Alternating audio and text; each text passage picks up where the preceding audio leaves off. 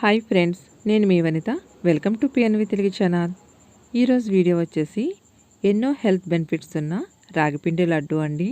ఈ లడ్డు అనేది చాలా సింపుల్గా ప్రిపేర్ చేసుకోవచ్చు. టేస్ట్ కూడా చాలా బాగుంటుందండి. పిల్లలకు కానీ పెద్దవాళ్ళకి కానీ హెల్త్కి చాలా మంచిదండి. ఇప్పుడు మనకి ఎంతో బలాన్ని ఇచ్చే ఈ రాగి పిండి లడ్డూని సింపుల్గా ఎలా తయారు చేసుకోవాలో చూద్దామండి. ముందుగా స్టవ్ మీద ప్యాన్ పెట్టుకొని ఒక 4 స్పూన్ల వరకు నెయ్యి వేసుకుంటున్నానండి. నెయ్యి అనేది వేడెక్కిన తర్వాత ఇందులోకి 1 కప్పు వరకు రాగి పిండి వేసుకుందాం. ఇప్పుడు ఈ పిండిని నేతిలో వేయించుకుందాం.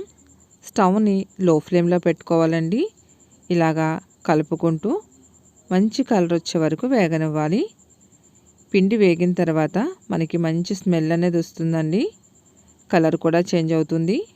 చూసారు కదండి. ఇలా వేగిన తర్వాత ఇప్పుడు ఇందులోకి 2 స్పూన్ల వరకు బొంబాయి రవ్వ వేసుకుందామండి. అలాగే ఒక 2 స్పూన్లు ఎండి కొబ్బరి తురుము వేసుకుందాం. ఇలా వేసుకున్న తర్వాత ఒక 2 నిమిషాల పాటు వేయించేసుకుందామండి. మీరు కావాలంటే ఇంకొంచెం ఎక్కువ వేసుకోవచ్చు. చూసారు కదండి, మనకి పిండి అనేది రెడీ అయిపోయింది. ఇలా వేగితే సరిపోతుందండి. ఇప్పుడు ఒక ప్లేట్లో వేసేసుకుందాం.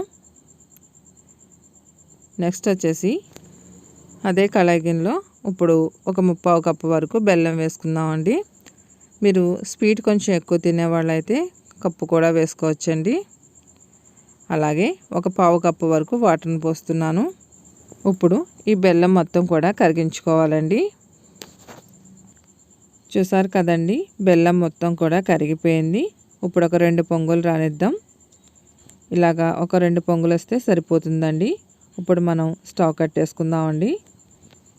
నెక్స్ట్ వచ్చేసి ఇప్పుడు ఇందులో తుక్కు కానీ ఏమీ లేకుండా ఒకసారి ఫిల్టర్ చేసేసుకుందాం.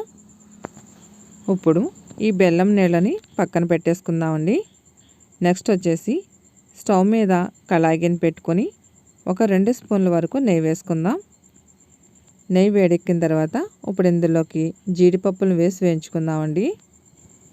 చూసారు కదండి, జీడిపప్పు అనేది వేగిపోయింది. ఇప్పుడు స్టవ్ కట్టేసుకుందాం.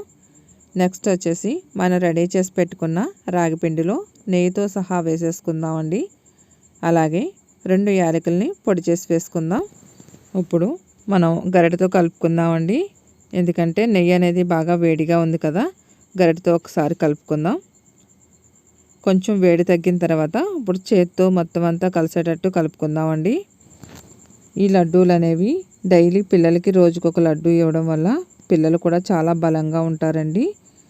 చూసారు కదండి, ఇప్పుడు ఇలా కలుపుకున్న తర్వాత మనం రెడీ చేసి పెట్టుకున్న బెల్లం నీళ్ళు ఉంటాయి కదండి, అవి కొద్ది కొద్దిగా పోసుకుంటూ మనకి ఉండ వచ్చేటట్టు చూసుకోవాలండి.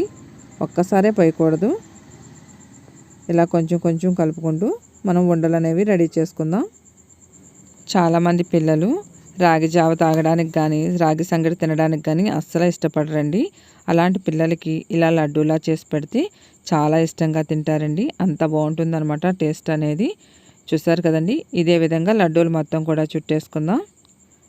అంతేనండి, ఎంతో సింపుల్గా మనకి ఈ రాగిపిండి లడ్డూలు అనేవి రెడీ అయిపోయాయి కదా.